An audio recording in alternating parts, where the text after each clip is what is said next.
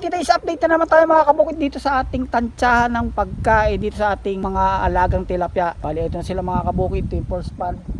This time 3 months na nila. Kailangan makuha natin target na 15 to 16 pieces mga kabukid. Nung nakaraan, yung second pan natin bumagsak mga kabukid. Hindi sila pumasa sa sampling natin. Pero itong first pan natin pumasa, at saka itong third pan natin mga kabukid. So ngayon, titingnan natin uli sila kung nagbago ba kumpara ng mga last video natin. Mamaya mga kabukid, meron naman tayong konting tip.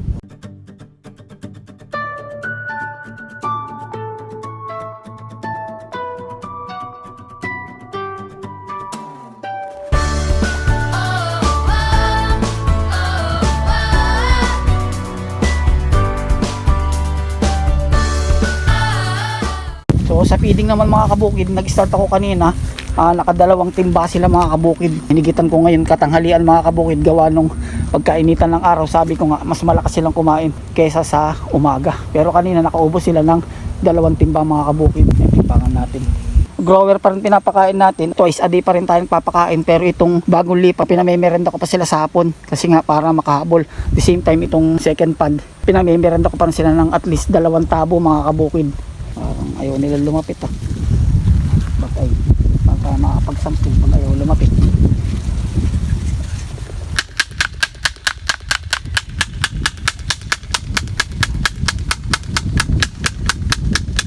Bali ito mga kabukid, may mga 4 fingers na sila nung nakaraan.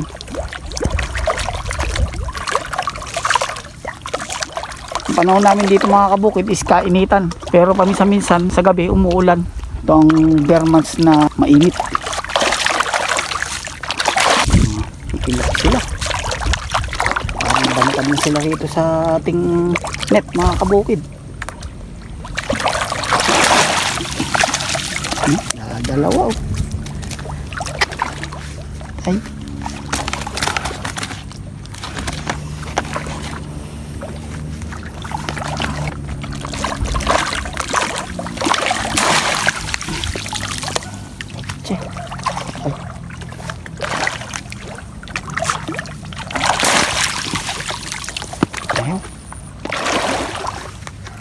ating dalawa.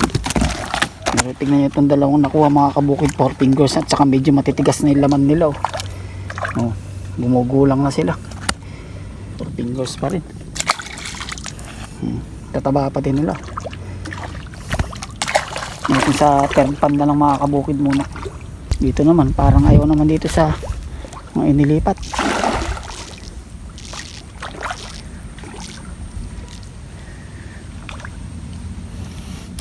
Ayaw lumapit.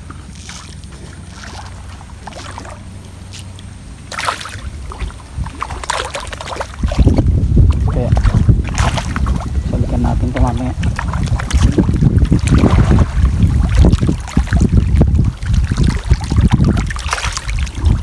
Mas hindi nasubuan ito talang lumalapit lang sila kuta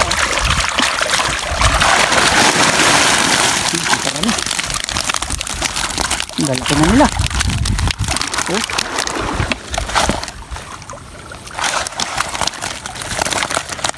Pasok na to mga kabukid. Mas palagay ko mas hindi na timbangin to, pasok na sa target size natin, saka sa timbang nila kung ilang piraso.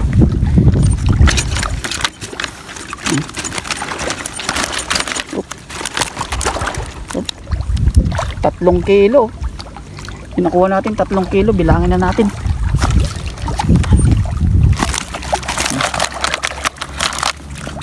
Mga size nila mga kabukid sus, apo saktan na, pwede na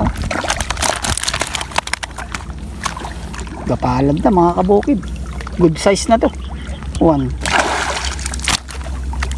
tataba 2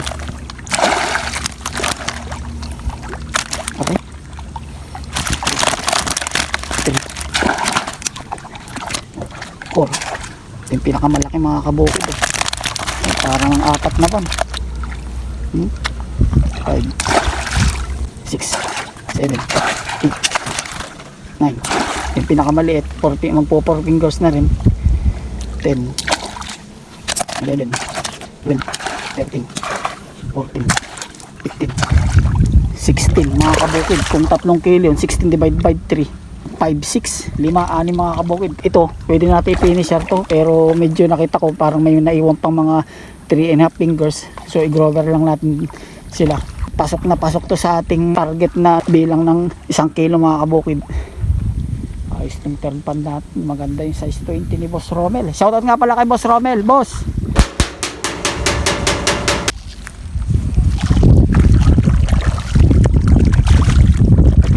Kapit. Ano natin kayo kung papasa kayo sa ating sampling.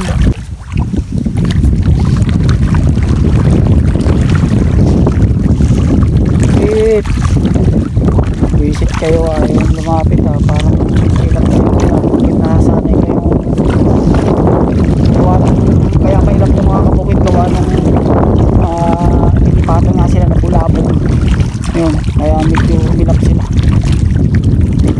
Saka na natin ito sasamplingin mga kabukid dito pagka umamo na itong first pad natin, pasok to dahil nakita naman natin yung mga sizes nila. Itong second pad natin, hindi ako sure mga kabukid, saka yung mga bagong lipat.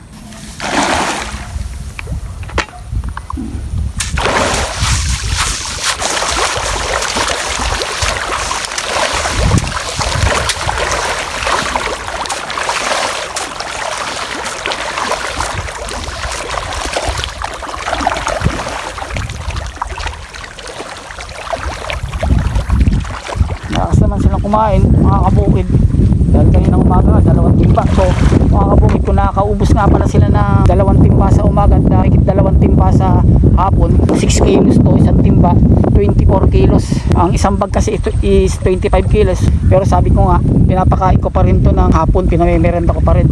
So may isang bag mga kabukid sa maghapon ang kinakain nila lahat.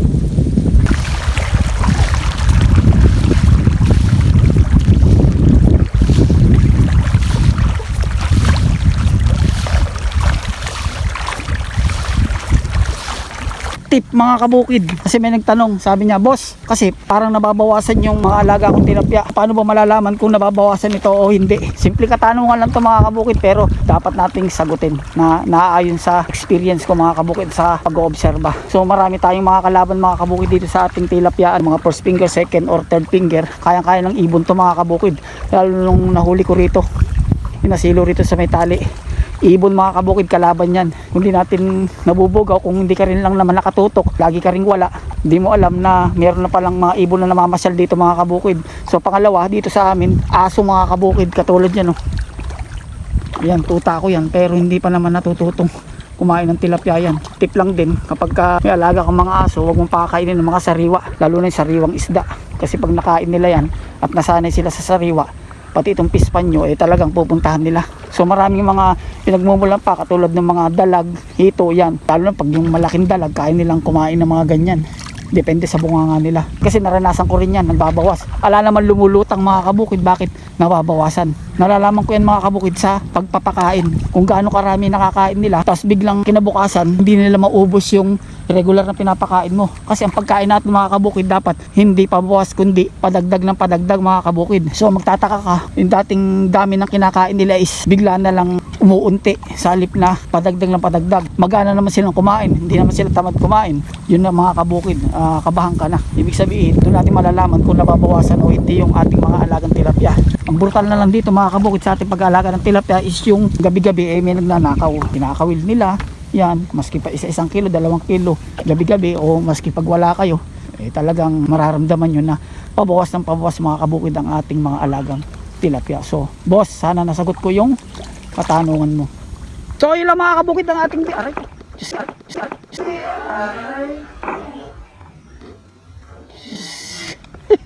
take 2. So yun lang mga kabukid ng ating video ngayon. Sana mas paano gustuhan nyo dito sa ating 90 days o 3 months update ng ating mga alagang tilapia. Yun, bago ko makalimutan, shoutout nga pala kay Boss Romel. Si Boss Romel or R2M, meron siya FB account na Mel A Mart. Doon kami kumukuha ng fingerlings mga kabukid. Sa mga gustong kumuha ng fingerlings, chat nyo lang siya. Pwede siyang deliver, pwede rin siyang pick up mga kabukid. Palagay ko na lang din yung cellphone number na dyan, kasi maraming tatanong, mga nagko-comment kung saan ako kumukuha ng fingerlings mga kabukid. Si Boss Romel is taga Muñoz, 9 isa mga kabukid. Sa mga hindi pa mo nakasubscribe ng ating channel, Benes Channel, baka pwede naman pasubscribe. Yun, follow na rin kayo sa ating FB account, Ruben Saturno. Meron din tayong FB page saka TikTok mga kabukid. Benoy S. Salamat mga kabukid!